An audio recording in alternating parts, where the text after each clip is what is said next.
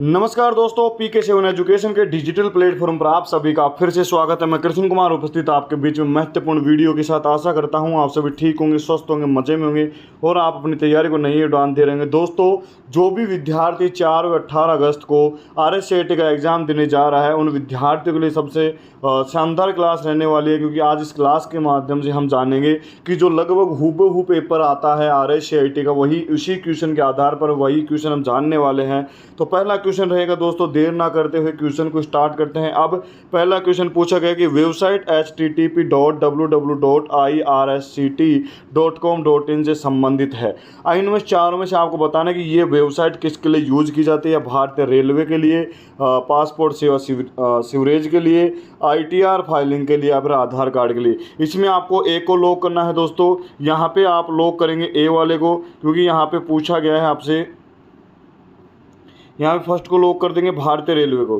ठीक है दोस्तों, आगे चलते हैं क्वेश्चन नंबर सेकंड की ओर। क्वेश्चन नंबर सेकंड क्या कहता है कि फायरवॉल एक सॉफ्टवेयर टूल है जो कि सुरक्षा करता है सर्वर का, नेटवर्क या फायर व्यक्तिगत कंप्यूटर का। तो आपको यहाँ पे क्वेश्चन करना है, डी वाले को लॉक कर देना, क्योंकि ये पहले सर्वर को भी करता है, दूसरा नेटवर्क को भी करता है और व्यक्तिगत कंप्यूटर को भी करता है। यहाँ पे लॉक करेंगे डी वाले को। सेकंड वाले क्वेश्चन में आपको लॉक करना है डी को। डी को लॉक कर देंगे और आगे चलेंगे। क्वेश्चन नंबर थर्ड क्या कहते हैं, निम्नलिखित में से कौन सा छवि ग्राफिक फाइल प्रारूप नहीं है। इनमें से वो कौन सी फाइल है जो छवि नहीं है, जिसमें से आपको देगा PNG फाइल, GIF है, BMP है, GUI है। तो यहाँ पे भी आपको चार वाले को लॉक कर देंगे दोस्तों। अगर वीडियो अच्छी लग रही है, मज़ा आ रहा है, क्योंकि यही किसी क्वेश्चन के आधार पर या इसी के बेस के अकॉर्डिंग RSCET का जो एग्ज़ाम होने वाला है 4 अगस्त को और या 18 अगस्त को, जो भी एग्जाम होगा इसके अकॉर्डिंग ही क्वेश्चन आएंगे। क्वेश्चन नंबर 4 क्या कहता है, निम्न में से कौन सा एक इनपुट डिवाइस का उदाहरण स्कैनर, स्पीकर, प्रोजेक्टर और या फिर यहाँ पर दे रखा प्रिंटर। यहाँ पर निम्नलिखित कौन सा इनपुट का पूछा है, तो इनपुट का उदाहरण हम बता देंगे। ए वाले को लॉक करेंगे दोस्तों, क्योंकि यहाँ ए वाले में पूछा है स्कैनर, और स्कैनर किसका उदाहरण दोस्तों, स्कैनर है इनपुट का। 5 नंबर पर सेविंग एक प्रक्रिया है। सेविंग एक प्रक्रिया, यहाँ आप किसको लॉक करेंगे कि मेमोरी में स्टोर माध्यम दस्तावेज कॉपी करने की, दस्तावेज की वर्तमान स्थिति को प्रिंट करने की, संपूर्ण रूप से बदलने की, यह सभी। तो यहाँ पे सेविंग एक प्रक्रिया है, तो यहाँ पे ए वाले को लॉक कर देंगे। यहाँ पे पूछा है कि मेमोरी से स्टोरेज माध्यम से दस्तावेज को कॉपी करना।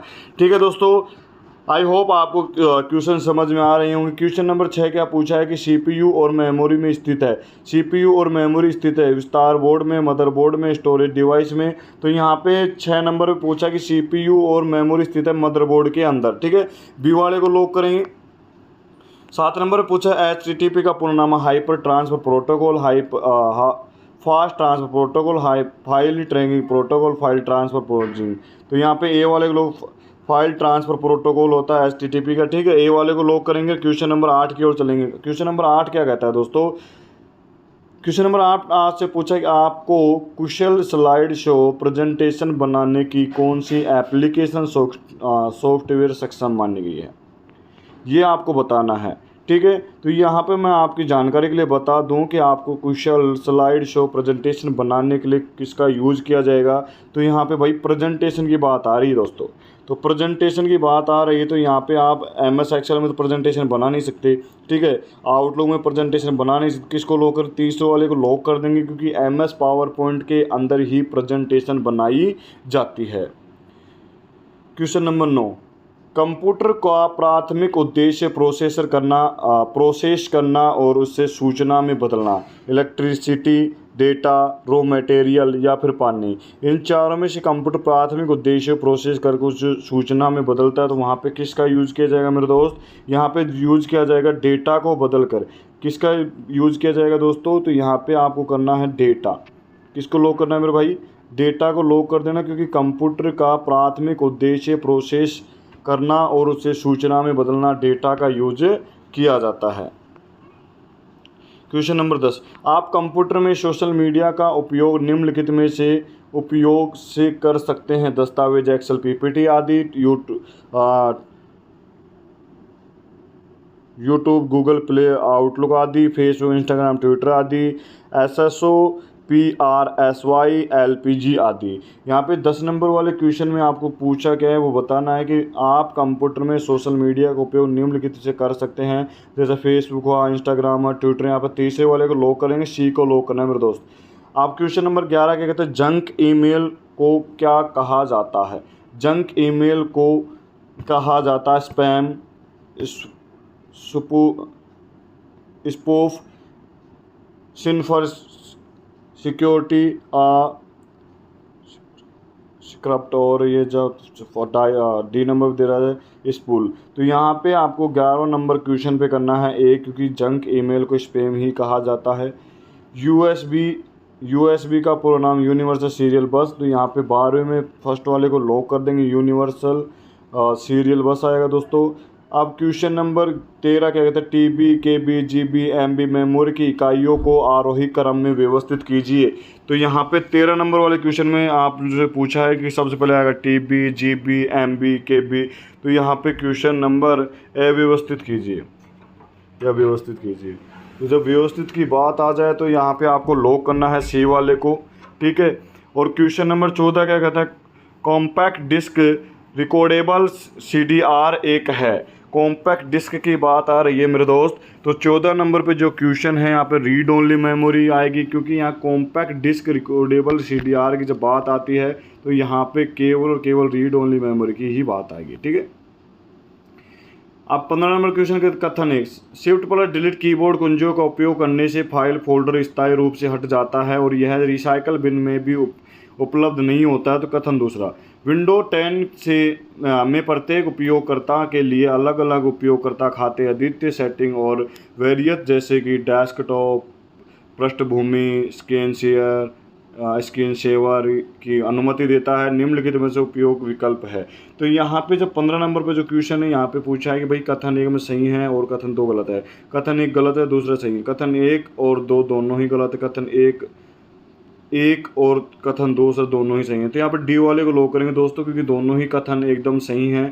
क्वेश्चन नंबर 16 क्या कहता है, एनिमेशन जैसे प्रभाव है जो कि तब आप MS पावरपॉइंट 2010 में स्लाइड शो के दौरान एक स्लाइड से दूसरी स्लाइड पर जाते हैं। तो यहाँ पे क्वेश्चन नंबर 16 के अंदर पूछा है आपसे कि स्लाइड ट्रांजिशन के द्वारा ही, जब स्लाइड की बात कहाँ होगी मेरे दोस्त, कि स्लाइड की बात होती है पावर पॉइंट प्रेजेंटेशन के अंदर, PPT के अंदर। कहाँ होगी भाई, पावर पॉइंट प्रेजेंटेशन के अंदर। तो यहाँ पे तीसरे वाले को लॉक कर देंगे, स्लाइड ट्रांजिशन के द्वारा ही हम वहाँ पे जा सकते हैं।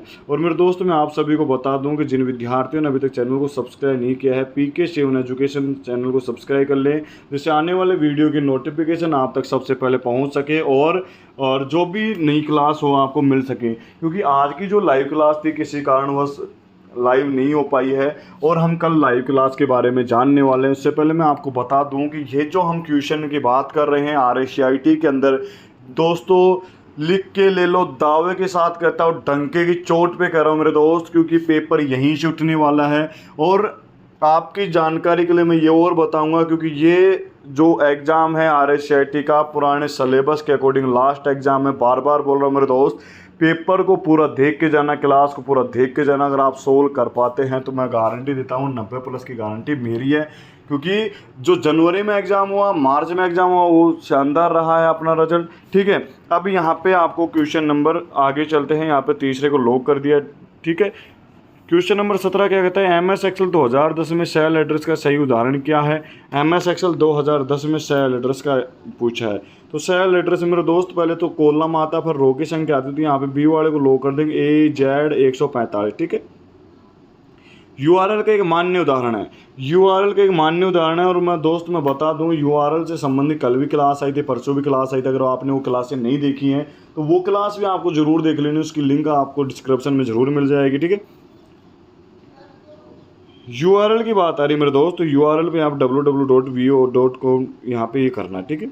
आप क्वेश्चन नंबर निम्नलिखित का मिलान कीजिए। MS Word 2010 P स्लाइड में प्रेजेंटेशन स्लाइड, MS Excel 2010 की शीट, एक्सेल पावरपॉइंट 2010 में 8 दस्तावेज निम्नलिखित में से। तो यहाँ पे 19 वाले क्वेश्चन में आपको सी को लॉक करना है कि पहले में आएगा R, दूसरे में आएगा Q, तीसरे में आएगा P। क्योंकि पावरपॉइंट में प्रेजेंटेशन चलता है तो ये उल्टा सुल्टा करना, ठीक है। लास्ट क्वेश्चन है, निम्न में से कौन सा एप्लीकेशन सॉफ्टवेयर नहीं है। तो एप्लीकेशन सॉफ्टवेयर नहीं है तो यहाँ पे मैं बता दूँ विंडो एक्सपी कोई एप्लीकेशन सॉफ्टवेयर नहीं है दोस्तों। अगर आपको वीडियो अच्छी लगी है तो चैनल को सब्सक्राइब करना है मेरे दोस्त, ठीक है। चैनल को सब्सक्राइब करना है और आपकी जो भी अटेंडेंस है, जैसे ही क्लास ख़त्म होगी आपको पीडीएफ मिल जाएगी। PK7 education channel Telegram join करना है, वहाँ पे आपको पीडीएफ मिलेगी और जो भी क्लास की नोटिफिकेशन आप तक सबसे पहले पहुँच सके उसके लिए आपको चैनल को सब्सक्राइब करना। बाकी बात करेंगे कल, जब तक के लिए राधे राधे।